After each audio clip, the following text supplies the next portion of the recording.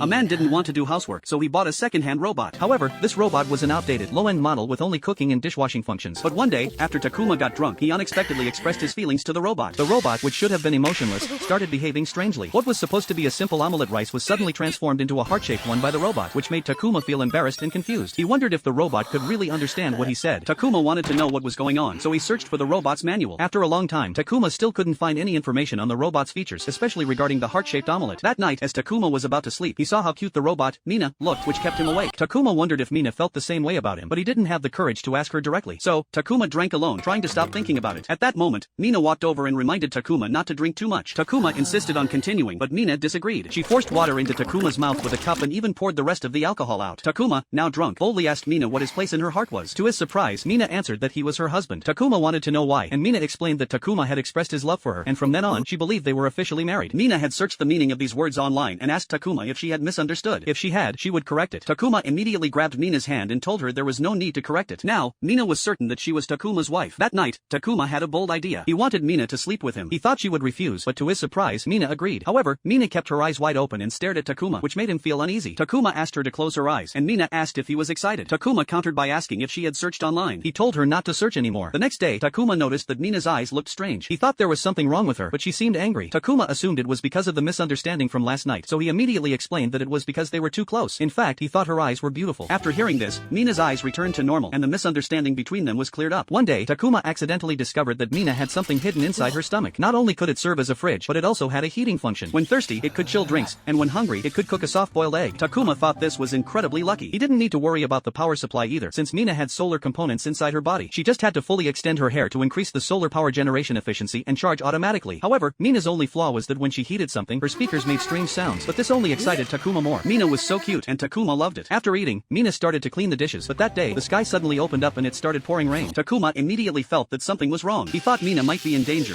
so he rushed to her. Just as Takuma feared, he found Mina lying on the ground. However, it wasn't because of a short circuit, but because the egg Mina cooked earlier had drained too much power, causing the system to drop below 15%. As a result, she had entered power-saving mode and could not move until the next recharge. Fortunately, Mina's waterproof rating was 8, so even though she was soaked, it didn't matter. Takuma wondered what a level 8 waterproof rating meant, and Mina explained that she could cook fried rice underwater. Takuma found this hard to believe since fried rice can't be cooked in water, but Mina thought it made sense. Takuma then picked Mina up and placed her under a shelter to avoid the rain. Just to be safe, he decided to wipe her down. However, Mina told Takuma to leave her there and go home first because she would be able to walk back in the morning once she powered up from the solar energy. To increase efficiency, Takuma just needed to place her with her back facing up. Takuma couldn't argue with her, so he reluctantly agreed and covered her with a blanket once she entered sleep mode. They spent the night in the pavilion, sleeping peacefully.